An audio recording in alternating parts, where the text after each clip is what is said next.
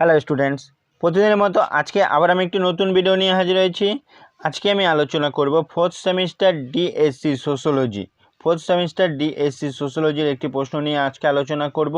তোমরা যারা আমার চ্যানেলে নতুন তারা চ্যানেলটিকে সাবস্ক্রাইব করে নেবে, তাহলে সবার আগে নোটিফিকেশন তোমাদের কাছে পৌঁছে যাবে।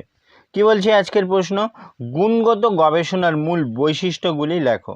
তার সাথে বলছে সীমাবদ্ধতা লেখো। গুণগত গবেষণার মূল বৈশিষ্ট্য এবং সীমাবদ্ধতা লিখতে হবে। এটিও কিন্তু এবছরের জন্য তোমাদের ইম্পর্টেন্ট রয়েছে। কি বলছে,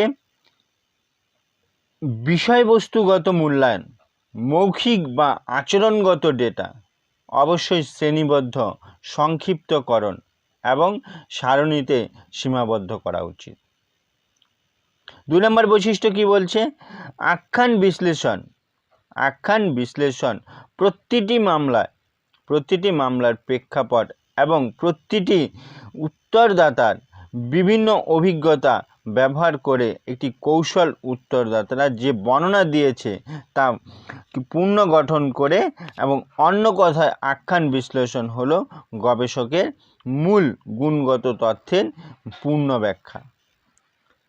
3 নম্বর বৈশিষ্ট্য কি বলছে, বক্তৃতা বিশ্লেষণ প্রাকৃতিকভাবে ঘটে যাওয়া বক্তৃতা সহ সমস্ত ধরনের লিখিত উপাদান বিশ্লেষণ করার একটি কৌশল। 4 নম্বর বলছে ফ্রেমওয়ার্ক পরীক্ষা। এই আরও পরিশীলিত পদ্ধতিতে কী হয়েছিল, পরিচিতি এবং বিষয়ভিত্তিক হবে। বিষয়ভিত্তিক কাঠামো নির্বাচন, কোডিং, চ্যাটিং, ম্যাকিং এবং ব্যাখ্যা সহ বেশ কয়েকটি পদক্ষেপ অন্তর্ভুক্ত রয়েছে এর মধ্যে।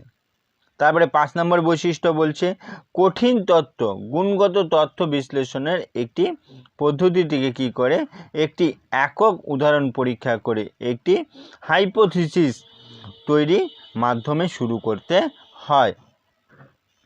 তারপরে বলছে গুণগত গবেষণার সীমাবদ্ধতা। এখানে কি কি সীমাবদ্ধ রয়েছে, গবেষকের স্বতন্ত্র প্রতিভা হলো গবেষণার মানের একটি কি হচ্ছিল প্রধান নির্ধারক, এবং গবেষকের পক্ষপাতিত্ব এবং কি হচ্ছিল কুয়াশাগুলি আরও বেশি প্রভাব ফেলতে পারে। তারপরে বলছে এর কঠোরতা বজায় রাখা, পরিমাপ করা এবং প্রমাণ করা আরও চ্যালেঞ্জিং। তারপরে কি বলছে, ডেটার পরিমাণের কারণে বিশ্লেষণ ও ব্যাখ্যা অনেক সময় নেয়।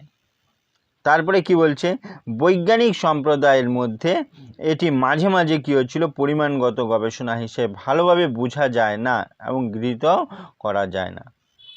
তারপরে কি বলছে, উত্তরদাতাদের উত্তরগুলি গবেষককে উপস্থিত দ্বারা প্রভাবিত হতে পারে, যা গুণগত গবেষণায় প্রায়শই অনিবার্য হয়ে পড়ে। তারপরে বলছে অনুসন্ধানগুলি প্রকাশ করার সময় কী হচ্ছিল, গোপনীয়তা এবং নাম প্রকাশ না করার সাথে সমস্যা দেখা দিতে পারে। তারপরে বলছে দৃষ্টান্ত ফলাফলগুলি বর্ণনা করা এবং আরও সময় সাপেক্ষ এবং জটিল হতে পারে। এই ছিল প্রশ্নটির উত্তর। ভিডিওটি ভালো লাগলে লাইক করো, কমেন্ট করো এবং বন্ধুদেরকে শেয়ার করে দাও।